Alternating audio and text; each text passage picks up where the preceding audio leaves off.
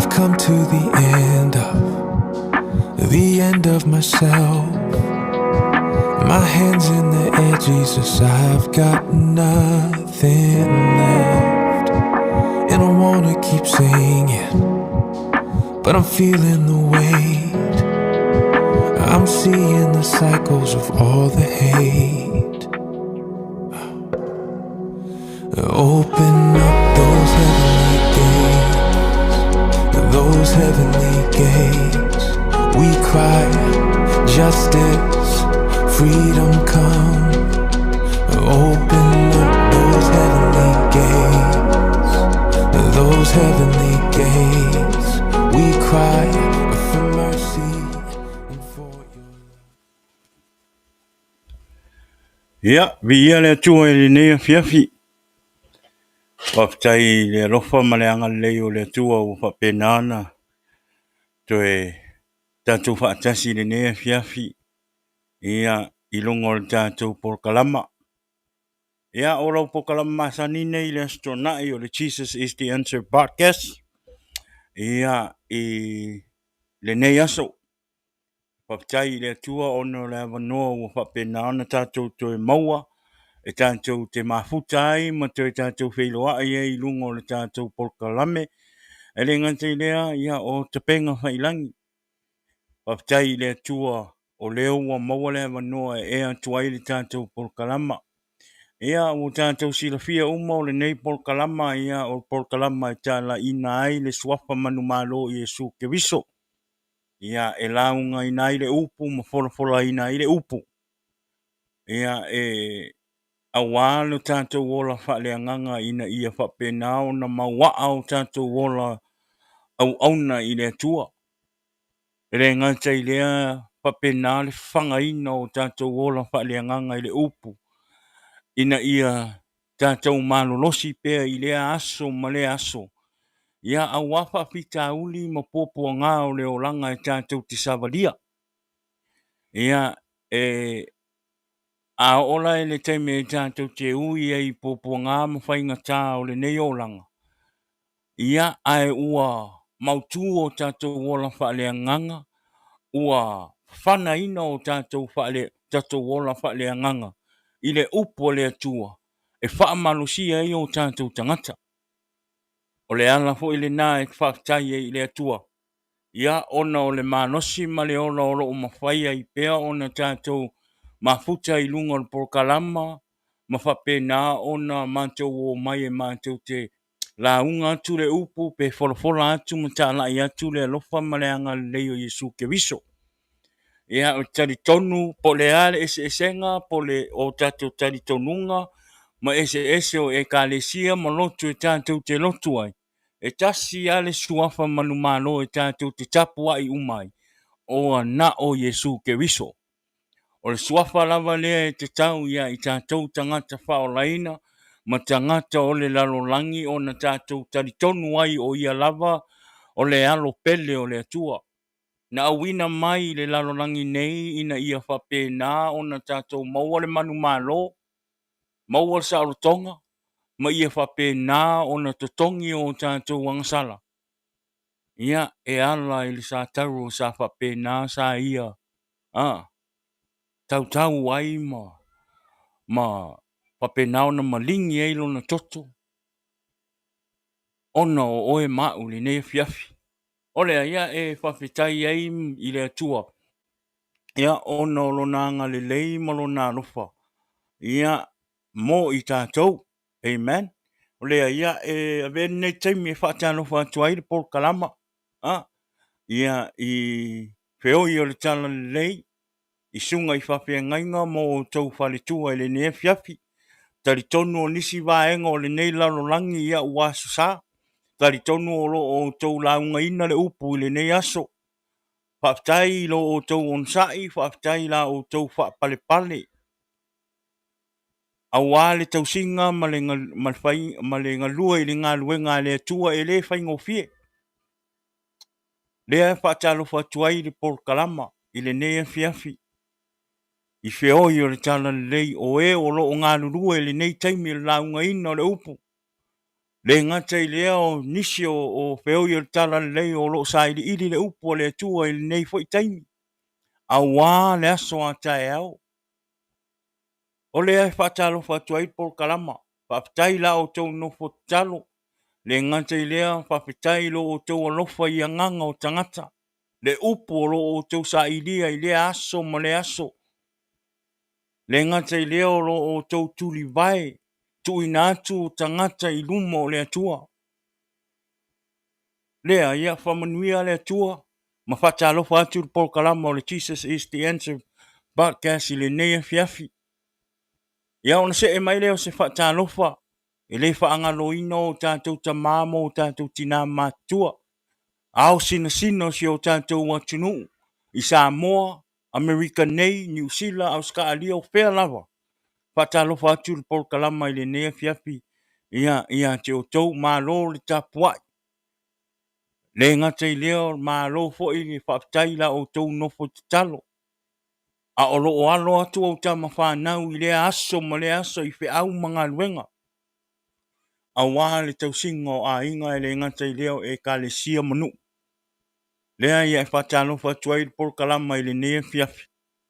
Ia, i o tātou ta māma tina mā tutua i le nea fiafi. Whatalo whatu fo i wō a inga me e masangi lungo le tātou por kalama. Whaptai i le atua o no nea vano tā ua o te tātou wheloa i ai. Leo o tātou wheloa i lumo nuu ai leo tua nuu peo lea hoi upu. Lea e whaatalo whatua i por kalama i le nea fiafi whaptai tele. Le whaatanga ina o le nei por kalama i tonu o lo maota.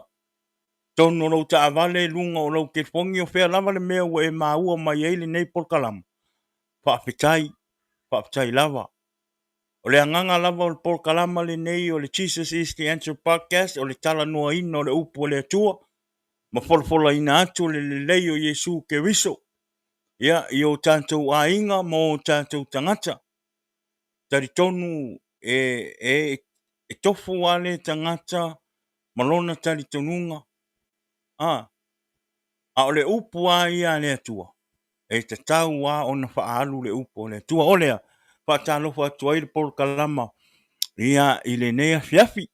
Ia o le nea fiafi, ia pei o na masani ai. Ia o le nea astonai uma ia e ma te wa lua tuai ma le sunga ia tala lei. Ia polo na au auna ia tala lei Esekia. Ia oro o whapena oro o lai mai Amerika Samoa. Ia i le lanafanga o lauli. I le nea fiafi. Ia e whaptai fo ila i le atua o leua. Toi maua lea vanua toi mafuta i malona au auna. I lungo le tātou por kalama. Whaptai i le atua o loo vaia pesulu o le tino. Ia o loo maua pele. Lona au auna ia le malosi ma le ola. Ia leua tātou mafuta i le ne fiafi.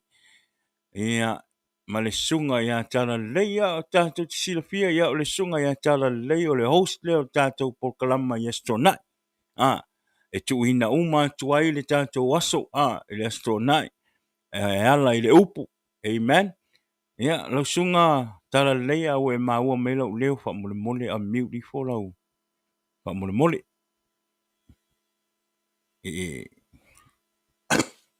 Ia ai whaptai i le atua.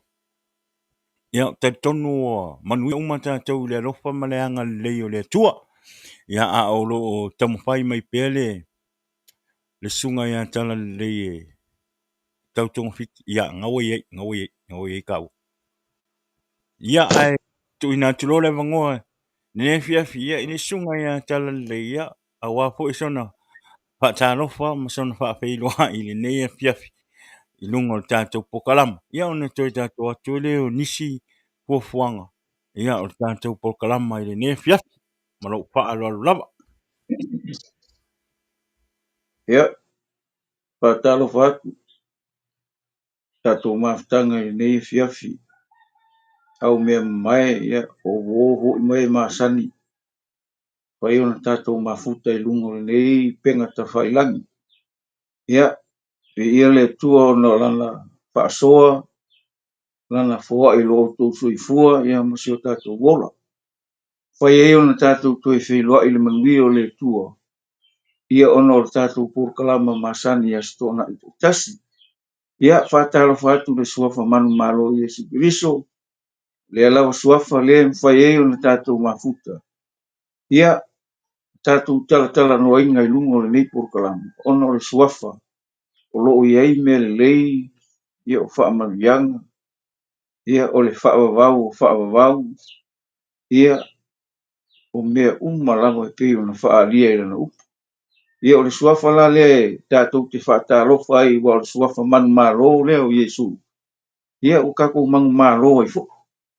Ia o le lava suafa nga ia whaia se mea le lei, se mea mata ngō fie ia i tātou tai tō tas. O uma na whaiwhea ngainga, o uma fo na whai tau tinonga. Ia, wa o Iesu o i o le tātou whaola.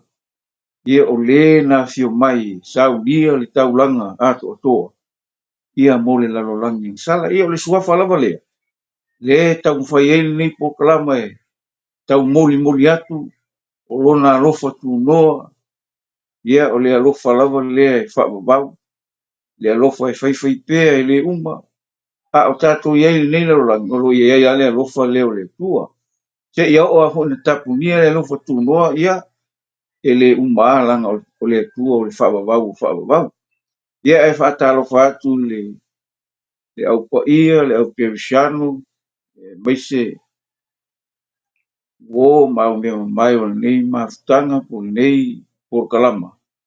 Ia wha mālo le soifua maua, soifua manuia, leanga le lei ma le lofo le tua le tātou mafutanga. Ia le lii ono o mea le lei ma mea sili, whaia pē le tua mo i tātou. Ia ono o le soifua lo tātou ieini, ia tātou wawa ai me tupu soifuanga ma le olo tātou i nei larolangi. Ia walata mai le li e peo na tātou whaitawina i ana upu. Tātou kei loa i mea tupu, ia. Ai o le tangata i e mauti noa mona i loa le tua, ia i wha ea i lunga ulu mo ngai loa. O lo soifua le e o mea uma. Ia o se wha pa ia tu le nei tu la tātou wha talofa tele ono Iesu tātou mafutanga. Ia, tu atu lau sunga pawa. Ia, vi ia le tua. Ia, se itali atu. Orena King CT. Sorry, this is not a Spanish language. It's a Samoan language. And this is a Samoan podcast. So thank you for tuning in. And God bless you. Ia, ai whaptai le tua. Ia, whaptai le tua leo toe. Maua le tā mafutanga i le nea fiafi tā whailoa. Ia te tonu sa pisi lua i aso lengkea. Ia e whaptai le tua o leo te lua ai atua o maua pia i lau sunga le fia ma le oli. Ia wo umisia oe tātou mafutanga. Ia e paul me whaptai le tua leo o te maua le mafutanga tātou toi whailoa i lunga le tātou pōkalama. Ia ai le nea fiafi pa mole le tātou wō mpaanga o le tātou pōkalama aua ne ingalo share le tātou pōkalama. Ia i le YouTube ma le Facebook pa mole ina ia whapena o na whaalau i tele atu le upu o le atua ma ina ia tō tele tangata e maua mai le upu o le atua i lunga o le tātou pōkalama. Ia le ngata i lea aua fo ina ingalo le tātou pōkalama le aso lusfun manvalu. Ia, o le aso le tātou te whaatase ma le tātou special guest i lungo le tātou pōkalama le aso lusfun malvalu. Ia, le fionga le vai malai a asiata. Ia, mai tātou te mafuta, awa po i se moli mau. Ia, le suinga po i le li i olona o langa, ia mo wha manianga le li i le uso. Ia, e au ngā moli mau e sui ai, mo wha malo se anganga o wha vai. Ia, ai le au ngā ia te oi, ia, o au ngā i sisi tangata. Ai o mai tātou te mafuta, mo tātou whaalongolongo i le upo le tua. Ia, le nea fiafi, tā tonu o le a tele na wani si whamtalanga. Ia, ai o le a tuu le avanoa ina ia te lesa avanoa i le upo le tua i le nea fiafi. ia ina ia whapena ona tātou whaalongolongo ma tātou talia le upo le atua. Ia i o tātou loto mo tātou anganga o le aia o le atu ina atua i lor whaaloalo i le sunga e lona au auna ia tala lei i le nea fiafi le ala le upo ia lau sunga tala lei pa manuia le atua pa tasi le atua ia te oe ia ia il whaunga le atua i lunga ia te oe ia e ala i le upo mo lau whaaloalo lava vi ia le atua. Ia, te tonu ia le a tātou wōloa i le awhionga le tua ina ia. Whai ona, ma o se whamalosi ia o se upu hoi e whai ona tātou whasoa e nei fiafi. Ia, e mai le awhionga le tua. O le tusina o te mana o e whailoa, o le isai o i o le, excuse me, o le salamo iwa lua o lon whaiupo sifuru lua. E whaangata i lana whaiupo sifuru lima, le lau whaitau atua. E tupu ola ola le tangata mi tonu i pei o le pama. E tupu tele pei o le arasi le panona. O e o toina i le whalo iowa. E tupu ola ola i la tau i loto a o lo tātou tua. A o ina urusina la tau te fua mai pe lava. E malolosi malau ola ola i la tau. Ina ia i loa ai o iowa e tonu ia. O lo upapa ia e le o ia te ia fo i se a mio leanga. Ia. O le whaitauna lea e au mai eisi na wha malosi au mō nei fiafi. Ia i lungo tātou whatalanoanga. Ia po tātou whetuwha inga. I lungo le nei penga ta whailangi. O le upula te mana oe. E au mai e whaima a o le nei aso po le nei fiafi. O le upulea to toina. Whai mai. O e o toina i le whale iova. E tupu ola ola i la tau i loto a o lo tātou tua. Longo ina. O le mea o le peo se fōringa o se la au e koko. Tō tono le a. O se lau ele a le mea ne whai mai ei. O e o toina i le whale iova. E tupu ola ola i la tau i loto a o lo tātou tua. A o na uru sina la tau te fua mai pe lava. E malolosi malau ola i la tau. Pamai ina ia i loa ai o Iova e tonu ia. O lo papa ia le o ia te ia fo se a mio leanga o lona winga. A ka ona upu leo le totō. Ia se meo leo le awha tupu mai. O e o totō ina le whano Iova a whai o kokongo le a inga o le tua. Po le whane o le tua. Ia le ua wha maa losi mai.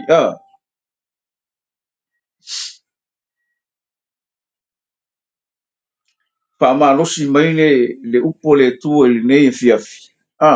Totō. Wai ai le upu whapeo au mai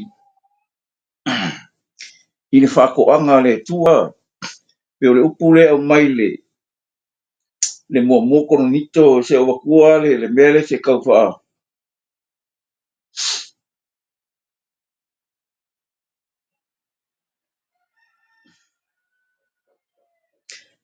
Whai mai le kala le mua moko no nito le mta upo tōru whai upo lima se ia ole. O ai fo i Paulo, o ai ea Apolo, le au na lava ea na o tō whatu tuai. Pei ona fua i le li te tasia te ima ua. Na o to toina, na whaasu ina e Apolo. Ai pei tai o le tua ua whatu puina. O le nei le o le to tō, le o le whaasu. Ai pei tai o le tua o le na te whatu puina. A o le to tō fo ima le whaasu e tasi lava i la ua. Ai tasi malona lava taui e maua. E tusa, malana lava ngā ruenga. Wa o le au whai ngā ruenga i mātou whaatasi. Ma le atua o tau o le whaato anga le atua. O tau o le whale o whai o le atua longowi. E kalangoa mai le mene o koko i whako anga. Ia lewa mai e Paulo i le mene le kale sikoni. Wha mai a. Awa o le au whaingaruenga I mātou whaatasi ma le tua. O outou o le whaatoanga le tua. O outou o le whale o whai o le tua. Longo winga a kalangoa po ina le whakoanga. A lea kua. E koko kako e pei o le la au. Amen. A kalangoa po ina e koko o le whale. I le whale o le tua. O kako e koko e ali mai ai mea whale anganga. O le upu lea le kalangoa mai I poro I whamai. O ai, whamai. O ai foi Paulo, o ai e a Apolo, e leo au ona lava e o tou fa tua ai, pe ona foai e le ali tasi a te ma, I ma ua, na o to toina, na fa susuina e Apolo, ai pe tai o le tua o fa tupuna, longo wingi. Uso ka kou e ngalu nue fa kasi, Amen. ka ko ngalu enga le fai kusa e longo pea, longo pui ali I le fionga pa ia le tua, Amen. Wale mele fai me kusa salamu, o e wo ko inga le fale o iova e kupu o lora. Yes. Tupu o lora. Longa winga ele make lau. Lo e ola. E Hallelujah. ke ola mangia, e ola fia. Aisia, langa a ka ulo le mea o ko inga I kongo le fale o le tu. A ka ngoi fika le I le kufa le nganga. O lau ko o I lea. E iai lea mi o tonu. Amen. E iai le wha maoni. E iai le alofa. E iai le ono sa. E iai le wha pale pale. E iai le file mu. E iai le sao tonga. Wa aka ko fika ye aka ko fika le ai. Wala ngole la au e ye ya. Yes. Ko se la au ai ona ka kaunga nga yengi ya. Amen. Wa aka ko wo fo ina fionga le tua. Ile mele le la au kaunga ye ya. Ma ko le kala fo le Yesu wa. Le fo le kala Yesu le fo mai le ma ka yo ngai. Gela ko ngai ba. Ma te yo se furu lima.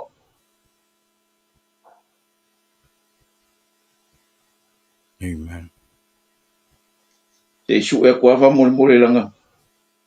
Si fai kawa. Mela vai upule sukas. Mai ele ole me e wa tu le mutu ele anga I tanga a ole me sau mai le mutu ole anga I tanga ono mai le ono so ya ti u fai mai ya te ia o si la fia e o ti ngala au for saio yu la tu fa longo le o kali ko le o Yesu fa pe o la o mai le to ni lo tamba o le lan elia ina ia Amen. e mai no ki o ia me ya le la ko mai ba ku me le fa mai Yesu ile la au vole ile sei ko vole le fa mai mo ka po su ko lo pe fu fa mai o le nei na whaalongo mo ia o tōu I whaata o tō tangata lulu seito. A whaalongo se tasi le upo le malo e le langona. O nā guane e le o le anga ua whao le mea sa lulu no loto. O le mea sa lulu le awala. O le mea sa lulu le mea papa. O le tangata le ua whaalongo le upu. O na talia lo lea ma le fia. A ua le aini a ia te ia. Ua whaale tu mau ia. A wape a tupu le puapua ngā. O le sauanga. O na upu. O na o le upu. O na tau sua I lo lea. Mai wole ingi a wole ai ni ai te I nga kuso le kaka wole le. Nga whaalongo longo ai le fionga le tu, ai le mau le mea. I le ise me mau ko kongu le loko. Piongo whai ako le melo le la au, e ka kaunga ingi Wa le lai wha Yesu whaka oko le, wole ingi Le mele nga pa urungo le papa longo wi. Nga le o mai au pupua nga, ia masawanga ma mea uma whawhika au le rolang, ia kausua lo. Wale ai se whakuakua, wale ai se ami o tonu, wale ai se alofa, wale ai se fia I le alii, wale ai se ongosai, wa makua le ai ase mea. Aisea, wale ingi o le ka ua o le mene ke kukalangoa ai, o le mea koko, e kaunga iei kaunga iei lea. Pe ngofai mai Yesu lau ilunga au so, o la au uma ele koko inga lo kama, elia inga nonga wi, langa ele ingi e o ia o onga le kupu. Ya kalanga Yesu. Ele se kala kaku. Ha. Oranga onga, ole onga longa malo, ole onga le amitonu, ole onga ole alofa, o mea ya o me le lile. Le fina ngaro longa mai le langi ngai ia kaku kuku longa wi. E ko kola ele ku longa fina ngaro yo kaku lo. Ah. E avea kaku ma ele le ah. Ele fa mai e fua mai I fua e ka yongo se furu nisi mai e koru se furu nisi yongo se furu se la longa winga e fua mai asia langa lai la wolo oe o lai kupu kupu pea oe mai ka ko asia langa lai yo wa lai ia e man ko o ka ho le a yele mia I la fa ka o fe ka o ko menga le fe me yele mia nga se fiku foi po va wa mai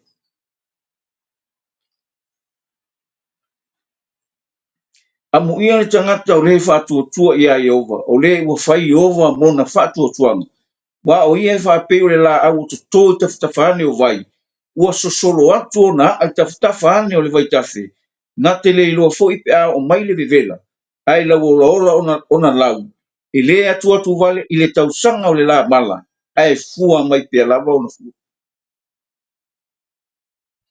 o mai ia amu ia ngaka o le fa koko o le au mai ele mia I le mele amu ia ngaka o le fa koko ia yo o le fai ova mo fa wa mai wa o ie fa pe o le la au ua koko I ka whakafaangi o le vai o solo nga o le ala anu e mai lea a mai le vai pa whenga mai e le ale vai nanga lai ka kalangi lai ka whakafa le vai ae ia wa ai fika ho ia le kala le fa mai le mea lea o lo fa peong fika lai mai o yoga ia ma lai ka ngaka e whakoko I ka ngaka ma ua whaita ngata mo na liu a ua liu ese no ngot longa loko ia yo e avea ia pe o le tau tula I le vau na te le loa foi pea o mai me le lei e mau ai o ia I mea pa a le vau o le nuna mat ma le le ai oi e pa a fai ka ngaka mo ka whakoko anga ka wha moe ka ngaka na fa pe o ke le pole le ila ka male le il va ngale le ola lo ko inga le ola lo kinga la fa mo ka ngaka le la so fu ai ko inga langa fo la wo le na ka ko nga no o se vai o la e mo la mo o le au le ai ka mo le ko mai na ka na mo o ka ngaka o mo ngalima o li ke se no lo ko ia yo pe o le kula le va na ke le lo fo ta o mai mele le vai e ka ke le lo mele le esa nanga le o mo ka ko le fina ngalo le ku ile o mo ka ko le fina ngalo le ku yo ka ko ko nga mo le e anu le Amen. e anu su e mai le mele le ya a ka ko le vai ma ngai ho yo ka le su Amen. ko le kala su ngai mai le yo ngi fiku ko fi le la ko fai ka o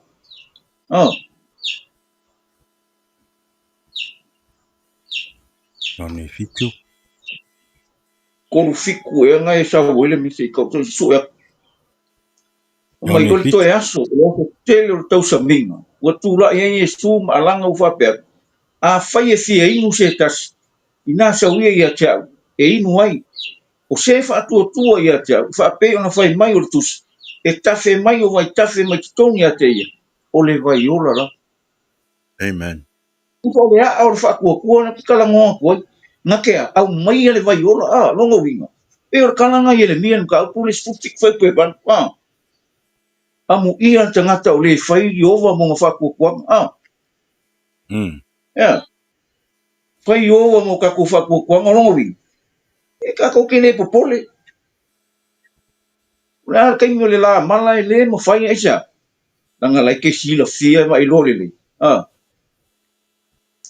mai wa o ie fa pe o le la au to tafani o le vai wa solo ato na ai tafani o le vai taf na te le lo fo o mai le vivela ai la wo lo na la e le atu vale le tausanga o le la mala e fua mai pe la wa lo winga ke le onge vai ia e ku ai la le vai fa kingo a le vai fa le nganga la le o ka la Yesu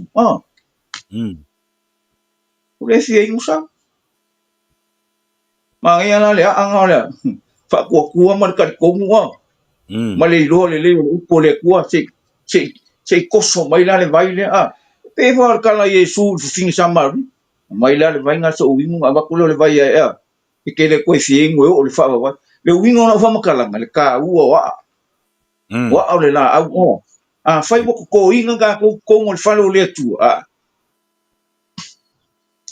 e yo wa na ngore anga ele ngaka e ola le la e mo kwa mau le le la au le palpala fa mau sali fa mau ku fa mau wa fa fenga mau wa ga ko mau sali ko pe kala honga le po wa e se so ko ru fa u po su fi ko me e la ko fa ka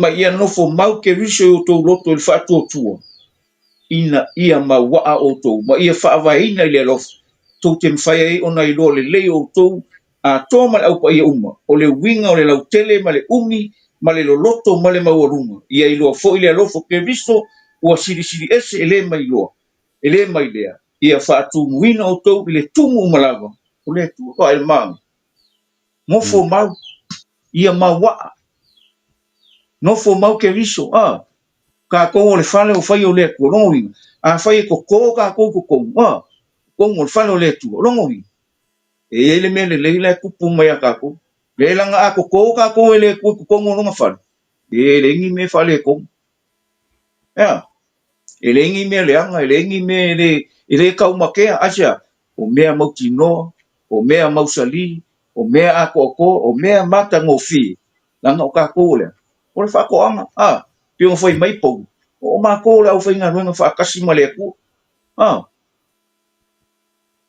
o ko le fa ko o le fale o fai o le tu lo ngi a kala ngo foi na fa ko e kala ngo ila o ko a kala ngo foi na le fale o le ku o ka ko o me ko ka ko o ka si me le fina ngalo le ku isa na ngai ka ki ka si le upu le o le upu le mala malama le upu le alofa e ka si ka ko isa pe foi mai po mo fo mau ngai ma wa le ma wa le alofa ia fa vai inga le alofa o le fa vai ala wa alofa lo ia Yesu ia ni le ko ingi me o ang si me ko po le o la wo la wo ya ka ko le li e o nga me o Amen.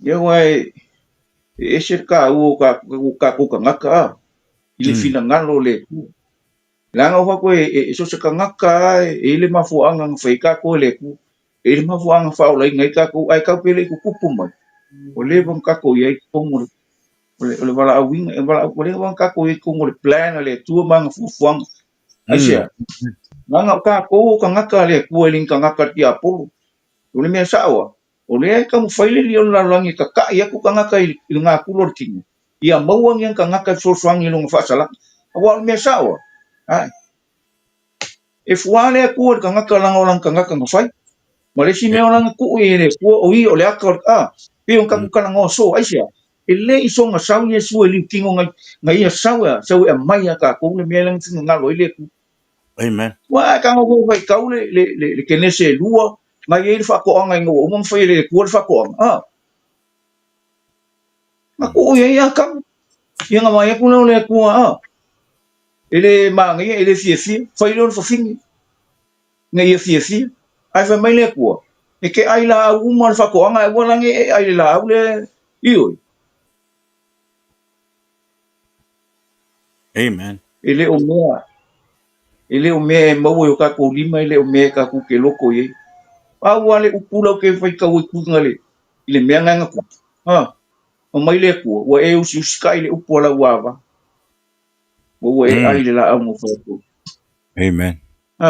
e ma ku la o le ke so le mea la la ku tia po fa so ia ma ku e ke le ngoa o le ainga alu ese le mamalu alu ese le makangofi alu ese le alofa alu ese le fa va le ku longa pa ia se ka fa ko anga ko ngi fa ko anga isa ai vai ka von ka ko fu man kasi ko di mo usi eskelu ku kas ku ya mal lua van ka kia ngai ki apo ko ngo etena menga nga nga hu na pa umalo ya nga ole met ku singa maka ki la nga ki apo le angin sile le ku ai fai kau le I menga ya mai ku singa mo fa le dia vande longa maka ngo fie malonga la le malonga pangale le o sa ka mo fa inga ia se ka ngaka sa ka mo fa inga ia fangor ka ngaka ka mo fa inga ia le anga ka ngaka ma ia le mabur ka ngaka le plan ama ia le ku langa ole mea ko kingo le ku ngaka le se mea nga fa me su o au ngei mar ka ma kasi ai ma ele iso nga sau Yesu asia pa mai Yesu ke le sau e failo lo a le fina ngalo le na au ina mai ele ai masakala Yesu fa mai ole a ku u mele ole a ku u finga ngalo lo ka ma ai failo ngalo ko le fa mai le kala Yesu lo ka ma fai e ma fai ave ese le ipu o pa wale me fa mai ave ese le me o ngale le ipu le la ai ngoi asia e ui ai nga le fai ngo fie e ui ai nga fai nga ka e ui ai nga o ave ese mai au wala le fai alo au lo finga nga pe o le menga la ka fai kau pe I me umala la ka ke fai kau mo su le fionga le tu o le upu e kas o le ususka pe o kalanga le ku le ngoi ya akam we ususka le upu la wa ba mo we ai la ia ko kongo le fakoanga Amen. o menga la koko ye le la fo ye male la au le o ai manga ku ko ai le mo fai ang kanga ko kia por ka o ye o mai male la au le o ke o ala fo me ke le o pe o se ku ye o le menga ye ka ko fa ma runga lo ka ko fa sa usini o pe ya ka ko isi ku o fa ye ya le ale me ko sini ka o ye lo al maka le va male ko ye lo fa mo la le ku ya e fika o ye ka no o ngo ye ngo o manga o mo le lolo ka upo I vanga sau na fai le ko ingor ko vingi ko ia na fai le ngai mu ko inga le winga nga o nga ko inga le la bla ba ai le me nga se ku o le ngor nga ka dia pai ma polong asia o nga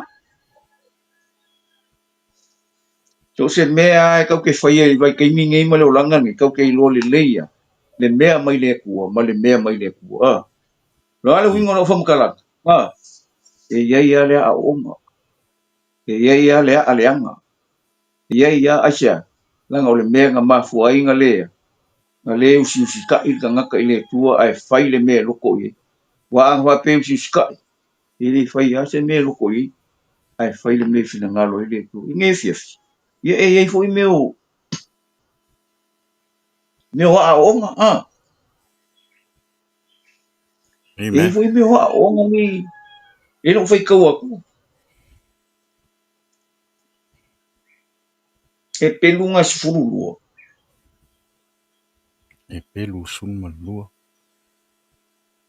e fai pa su lima ngai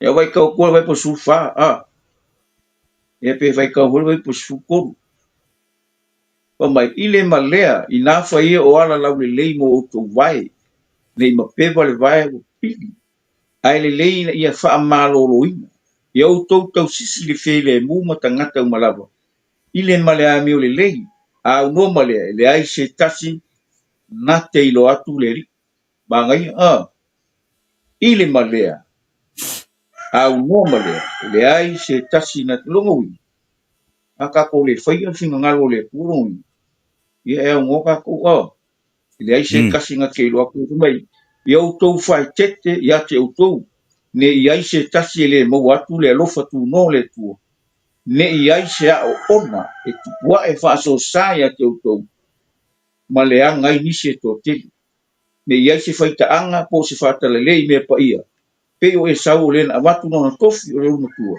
whata waile ai e tasi ia ke le a o onga kele Wa ke le fai aku e. O le si le mea le kupu ai le fale kongo o ngai si fu so kesia. Yo le angor fa long. Le fa long ko ai se mele le ka alo me le si ngo so le fa pe. Ye o ke fa pe na. Ye lo foi le uso nga maliwo. Ah, ye lo for kanga maliwo Yesu. Langa le o le ku sa o mai ka ko le se le ang. O ya fa ko Yesu mai. O le manga ya me mo lo of. Yo. Yo. O le po mai lo so ele foi ngofi. E ku mai on sa. E ui ai nga foi nga ka. Ai ka ko wo mo ka ko wi me. Ah, so e lo fale ku e ka. Ale me sao. Ile foi ka au le langi ngar kalanga Yesu. Ile foi ka o mai au le ngelu le langi. Wa mo mai lang kala. Au mga oe. Sau le afi sau ngi. Alanga le o le mega sau Yesu le o le mea muli muli anga. O le mea muli muli nga. O e le fie falongo. O e le fie usiuska. O e le fie mana na o le fina ngalo le tu. Le fie moa. Ke le a onga. Le anga isi. Falongo longo isi mo famu. Wa le anga kau kingo le o le. E koe falongo kwa. So le. Ke e sa ho ia mea ni o le fai. Mai fai mai o Yesu. Wa ke falongo. Se e sa le mea le kupuma. Mama e fai ka kuma. Ma ave fe awor kala le. E fai ka kuma. Fa ka inga le. E fai ka kuma fa mo mian. Amen. Ile o ka koula. Ile o ka koula. Le ala le ami tu ma le alofa le ko mi aga ko asia. Langa oenga ko oenga. Fa ola. Yo kala mo apo. Ma uanga ko le si fa susues. Kang le ku fa kupula. Fa tupule alofa. Amen. E kupu mai ko more. O le fa ko anga le ku. Ka ke kupu mai lo. E le misia le alofa. E le misia. E ia elengia onga e fa kupu le ku ko o langa fa ko anga ko longa fa elengi me le anga e fa kupu le ku le mata ngofi e fa kupu le ku le mama e fa kupu le ku le mala ma le lo le o sina ngalo le tu acha langa le ku e lau o e lau siusi acha langa o ka o le la au e ko le fa ko am po ko le fa le tu ala fa mai po ka ko le fa ko anga e fa o le ku ka ko foi ya fai o le fale. A kaukana nai i kokongo le fale. E ati nai e fausia ma wha amaka ngofie ma wha ilone le. E lea kua o kako loko. Le mea nai mana o ye o lono filanga. Amen. Nanga o kako e a ka whai kaungi le mua mua a kopo whai po sufi kuma suvan. Wa. Maia o mea le lei, o mea mama, o mea maka ngofie mai le langi. E le ai ma se liliu rongo winga. A ka ulole upule le iso nga liliu iki. Rongo winga. Le suia. Ele foi ese singa me se ma ngai o le mea foi mai le upo le ku a o longo wi o sau le nganga o le ku ya ka ko ke minga o ave Yesu sau ya fa makala loko le me la singa ngalo i le ku inga ia fai ka kuma pa mangia ngai is ir kala mo ngale salamo mua ya a amu ir ka ngaka ile sau a ko ka fokafange o vai kafi yo o longa wi o ka ko lai ko lai fa su o lai fa ola o lai la o lai la susi ma fo mai o enga ko o a un ko ka konga na fa ola fa tupuina ile tu bolo na fina ngalo e vi ai oi ere ke fa ola inga ka ko o le wala awinga o le fa moi male mauti no o lo ile tua lo tato tal ile se me ka ke pole foi me ale olanga ngi echa nang ole olanga ngi fa mo kala puspai o le ama vai o le maka ngo fie o le lale lei o le manga ngai o me o le olanga ngi la ama vai echa nang ele ku maungi me o le ale manga ngai o nang al kalanga puspai o le au mo le a rio fo mai e pala ai le kongi o lai ele kongi o lai ngai ka ko ma Amen. Ioi, o le koko. o le koko le kangaka me kongo o le koko le kangaka e ile alofa o le koko le kangaka e le whamaong o le koko lo i le sa lo konga mea ngai linga ma oa o kako loko i le sina ngano le tu langa le ke mara malama le mea whaakau i kako ma whaakau kako le koko toto ai koko pa i o Yesu Kristo pe o le kala honga le sau le use e pe o ia pete o to tupulanga filsugia o ko le mu whaakau nga mai whaakau e whaakau kako mai le anga sala i le koko ka o Yesu inga ia kako whaia le sina ngalo kako la o si tau langa o le nupa ia Amen. kako nga mala awinga e le kua mo ronga finga ngalo e mafua mai o mo kako o le pale li o ngā luenga le tu kako ki koe fo ila i le tu o le ma fo inga mai ia ki kako le nganga kako ke ola e wa kako ki femi ka ia soi fuanga ni ia langa ka ngoro le kua ve sele nganga le kako ia ka ke fua le o ki mo le ise ni ka ki kia mea le o ka awale fo va ale le fo o le va fo ka kia mea o mea lai manga ngai ia lai ia le ka ngal se ia le ola mai to ia le wa ko ia fu ia nga fa koe fo o le winga o kala e le ai se mea o le lalo langi fa kusadia le oa ngai a kako le oa ngai a ke oi e ka mau a inga ngai a kako e ala le toto Yesu ia ngai a mai e paulo le ka le sia i Efeso to ka ngoi fai kau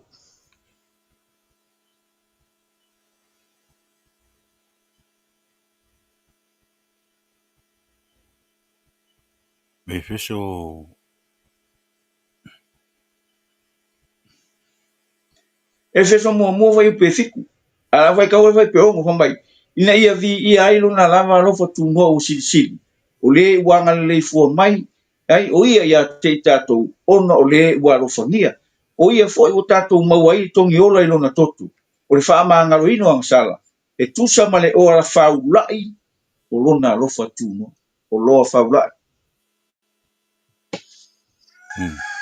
o le oa ngai le koko o loa whaulai geiro whaulai inga longa ako awal mea sue la teonga le tu se kangole kua kakala mai se kangole kua wha oa mai echa lango kako mai ko whaka ko man malawi o le ala le mea maki e mai le kua kako pa wale mea wha ngā kako inga ia vi ia ile kua a umala kako kai milo langa e whafkai o la ui se ngā ruenga kako ke au au ngai wha o ngā i kako le ia langa leo kako mi whaife au ia o ngā ruenga hui le kake se e leo se ngā ruenga e kake leo mai a mingi kofi whaife au pa wale mea ia o le mea fina ngalo ia ile tuo ia whanongolongo ia manguia se loko ongo Yesu ia o le whiau le tonga lei ma le alofu tuno o Yesu le i se loko o whanongolongo ma se loko lo la ngonga mai le siu leo le ngei por kalama vai kake le whaia ngo ka ua le ai o mai a Yesu o whai umo so ia avea fo ka por kalama le whai ia o koi le tala le Yesu Kristo malanga wha orka ia whai wha mongiang ai le wapi o ka mai wha ali aku ka ule ai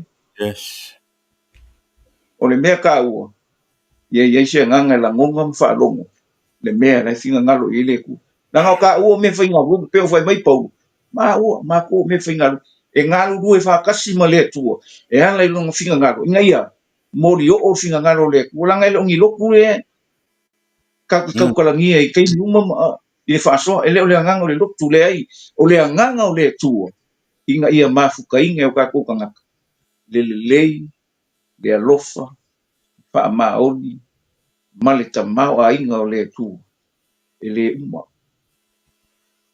ni ma pea ka ko ole langi ka ko ole mangi mea langi le ore kai mia ia wa fika ia ke alu mo ko i ole ke langa e le langi lang ole langi le ke ya ole ke alu mo ole langi ole ke e o ka ku fa ku mo ka ku fa malo sia ka ku ia ka ku fa inga ia ka ko ole langi lang ole me ku sining ka wa ko inga i ka ko mo falo le ia ka ko ke feola la ile soi fuanga ngai male olanga ngai Ia, o ngau ko ko le tua le mele le lo loko.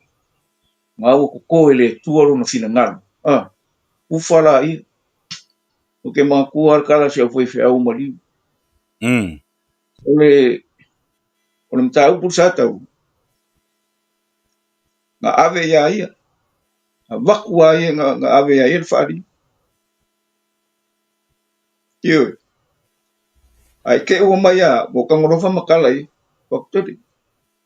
Ngo isel ma ngai o mengo ma ai ia, ma ai pupua ngā, kau kia le me. Usala o iang whamakala, ngā ringo kangorofa makala i le mengo.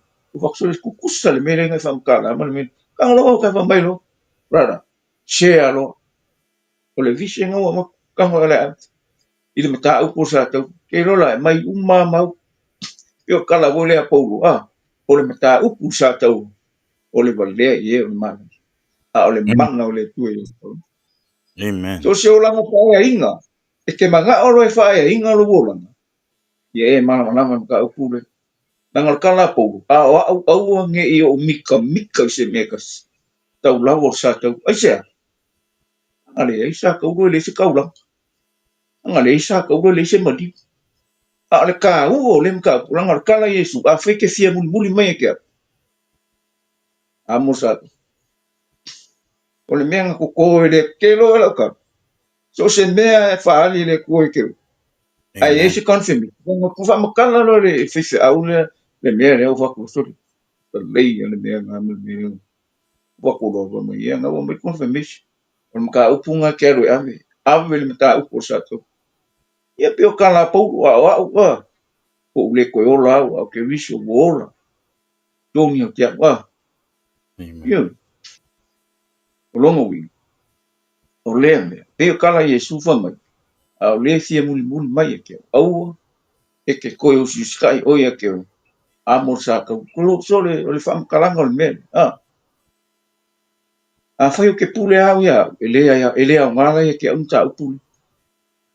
A fai o ke tinai ia ke au mo fa le au ngā ia ke au mo le fita ia ke. E ka ua la le mele fai meile ngale nganga o le upule ai e tu. Le luka iwa ro suma toku fa mai. A o le fia muli mai e tia. Longo winga o le a mo sa kau. E mai mau kai meo ke muli e. O la e pule au ia. A fai o ke amo sa kau. Ma awangi o koe pule e kia. Ai muli le ia. O ke karikongu ke lango ngā le mea le fina ngalo i le tu. O ngā pupu ngā. Ma ngai o se mea kake panongolongo i engala ngonga le nganga o le tu. O mka upula sa tau. O kala mo ia e ke oe. Ese le ma ngai o le mka aisea. Langa o le mea le fa mai paulo. O ia fo u fa sa karo i ngai le lalo lang. O le lalo lang i fo ia ki. Langa le mea ma ngai. Kala paulo. Ese foi ole si foi kala paulo la mai foi kala kia ngai lima lu fa o ia ke vis pola tu fa sa tau le tino ma ona mana longo wi e oki arki pe kala foi a paulo i le kolonito o ke oki ia so fai so longo wi ua fa matala mai le winga ole ta upulu sa tau longo wi kau ke fe oki e so aisia langa o ka ko o ka ko fe oki o ngoleri ua kako wora fo ongo le pe ola la pe oki kako kako ngaka le kako mara malama ka pusata le wingo na fam kala o le fa ai ingo se olanga po se fa mo sna o ka upule pe o fa ia o le mea o ko inga le tu o le mea o fa ku puinga le tu o le mea o la ola mai fina ngano le tu o kupu i kongo kako le fa me ispai tu la ola usa pe ka ke usi ngama e mano losia ka ko sia langa ye la ka ku fa ku kuanga e ka ku fa mo ka ku ke fa mal losia le kasi le kas esia langa o ka ku ko ka ku ko mo fa ko me si ko mo fa le kalo le ku nge ye fia le fa pe wa ku e wa le kalanga na isa yo le manga ye ko fa kala te fa ku mele o po isa ya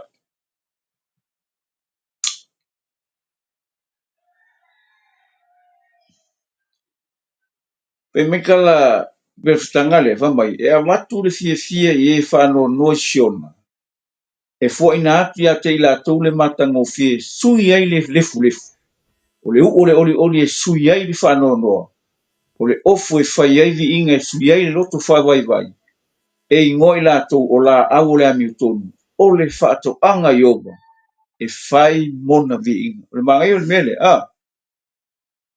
o le uso le mele pa mai wai yo runga le nganga o le li o ioba wa whauina ia o whauina o ioba e ta la i tala le e utinga ina wai awina mai a o fusi e loto momomo ta la i sa urtonga ta whianga male matua ta tala ina o e o fusi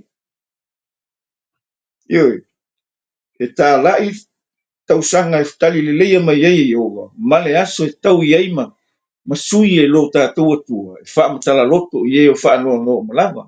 Wa mai nole, e a matu le fie i e o wha no no siona.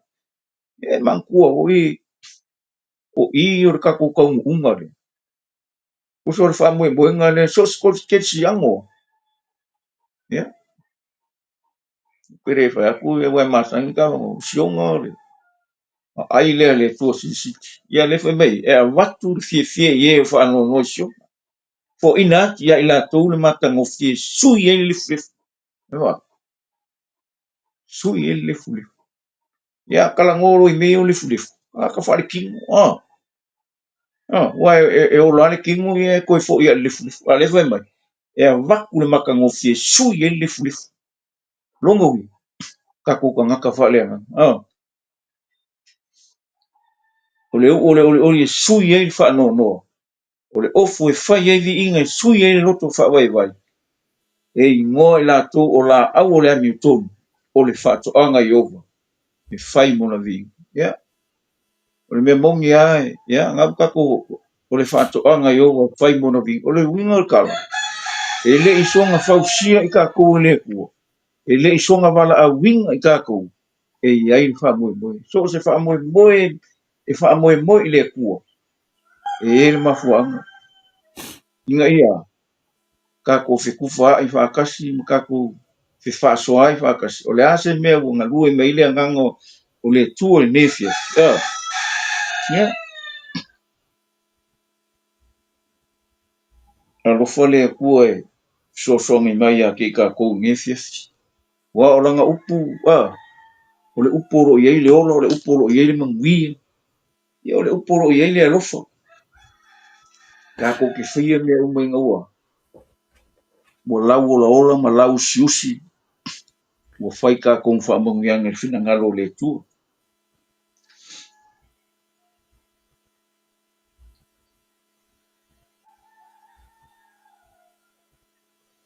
Amen.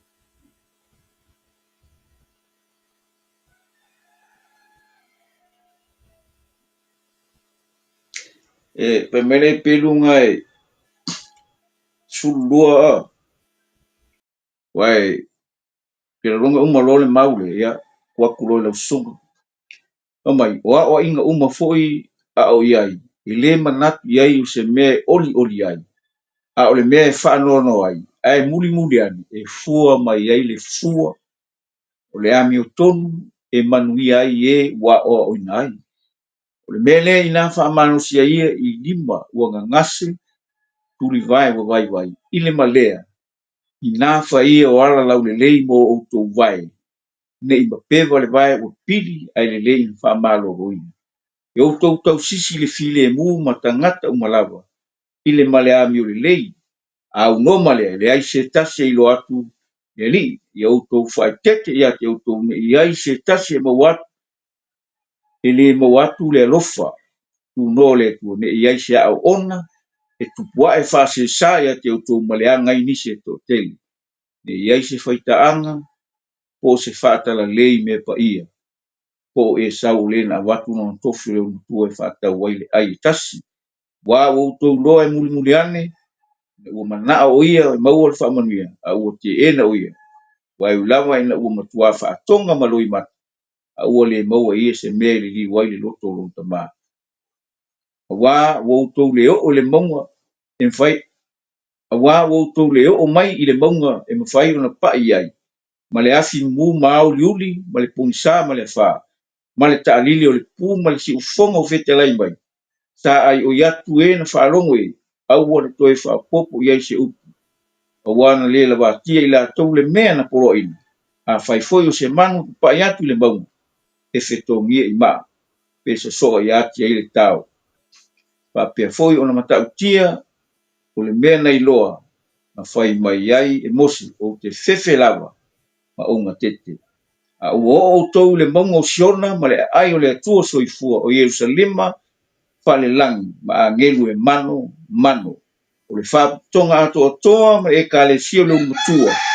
E o tu sia le langi, ma le tua o le whamasino au, ma nganga o e wami o tonu, ua wha o to atoina. Ma Yesu le puruvanga o le whiangai ngā fou, ma le toto e sau ai, o lo tala mai I mea siri o na leilo le toto, o a pelu. Ia o tou ne I liu ese o tou ia te ia o lo feta lai mai. Wa a whaina le sau le atou e na li liu ese le na feta lai I le laurani. E matuale tau lava I tātou pe ali liu ese ia te ia. O lo o feta lai mai le langi. O lona si ufonga na luru ai le laurani. Ia ona po a ua fora mai nei. E ia ufa pia mai. Toi tasi ona o luruina le. E le na o le laurani. Ai a toa fo'i ma le laurani. Ia ngau ye. Ngau kaku Amerika langa o le whaapukunga a koa ma le ka le sio le umatua o e o tu sia le langi. Ma le tua o le whamasino a au ma ngang o e ua mi o tonu. Ua wha a toa tonu. Ia o le la au ngā ngā koko inga I koko mo lea. O le whakoanga lea kua. Ka konga asia. Ngā ua ka koulo lea. Ka kou whaamangi e inga ma ua ka koulo. Ua ta ua mi o tonu ina I tātou ma ua wha a toa toa. Ma Yesu le puruvanga o le whenga inga fou ma le toto e sau ai. O lo tala mai me siri o le leilo le toto. A pelu ia. Ka kou whaasoa ngā paua. Lale. Le mea ua ngalue mai le nganga o le atua o le as mea o toto. Io ka kou loko le ngefief. Ia whai fo I family anga. Vi I ai le atua I lana upu. Ka kou ia o tātou o le whaatoanga e whai o le atua o le whale e whai o le atua. E lua vaenga o le whakoanga, ia e maisefo, ia o le whale, ia ai peita iangi, o le whaalea nganga au mai ngefief. Ia, o oe o tō tonu o whatoanga, o tō tātou le ami tonu.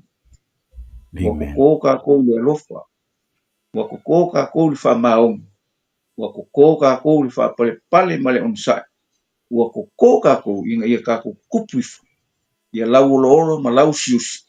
Ina ia whai ka kou whamanianga. Tusa ma le whina ngalo le tu. Ka kou koko. Lala e ola mai.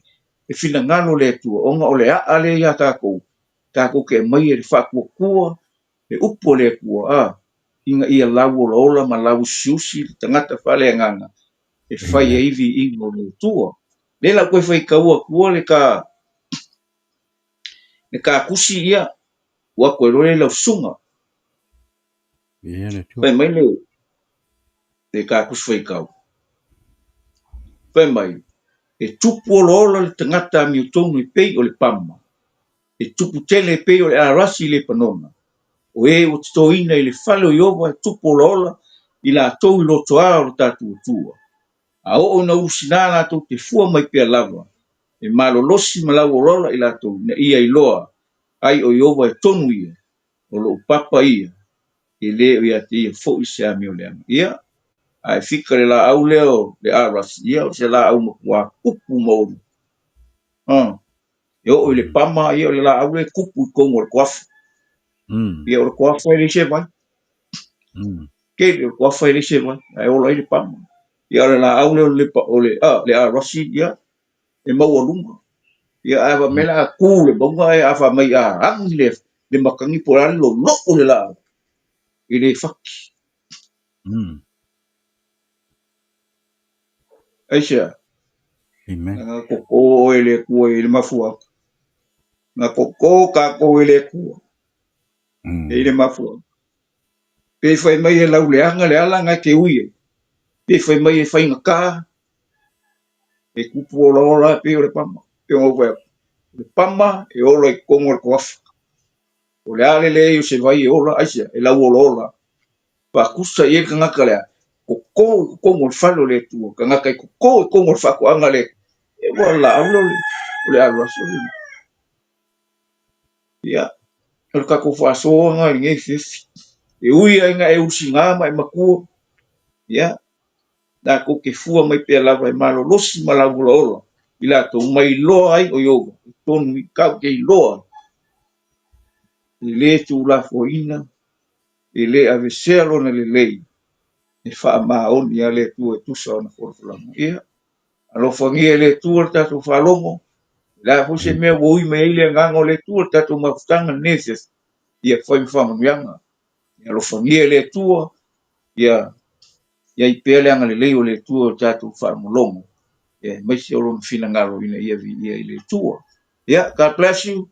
In Jesus' name. Amen. Amen. Hallelujah. Vi ia le tua i le nea fiafi. Ma nei le upu. Ma nei le whaasoa. Ma nei le pa i meo le anganga pa ia o le tua le tātou upa manusi. Pa mele upu o tātou o a. Tātou o la au e whaia. A tātou nofo ma tātou ma whau i la au e o uman tō inga ma la au o uma i lungo maunga E tofu ale la au malona aonga.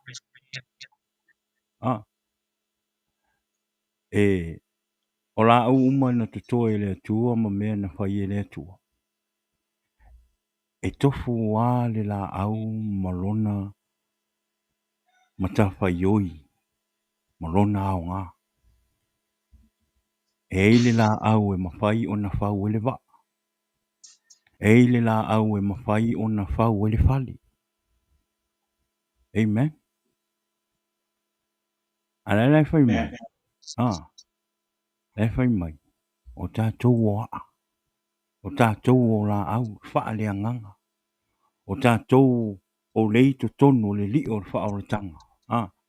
Ua uma o na iaile wala au le atua i ati oe ma. Amen.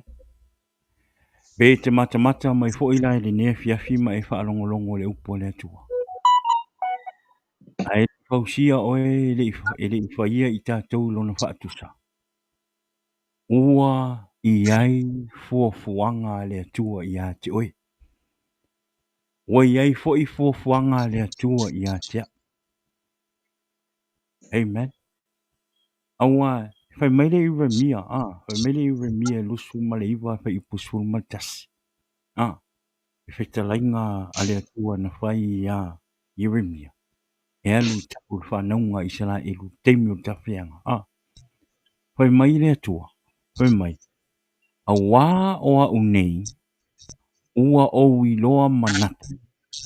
Ua o manatu ai i ate o tou. O manatu i le manuia, ai e le o le mālaia. O loo fetalai mai ai le ali. E foa ina atu i ate o tou le i unga, e i ai le wha moe moe. Au le arofa nao le atua. Po le a le o langa e tātou te olai. Po le a fo ile to ina tali tonu e tātou te tali tonu. Pete le talia le atua, pete le tali tonu i a Yesu po le alava. O oe na whai e le atua, o au na whai e le atua, ua uma foi o na iai fuafuanga le atua i a te oe.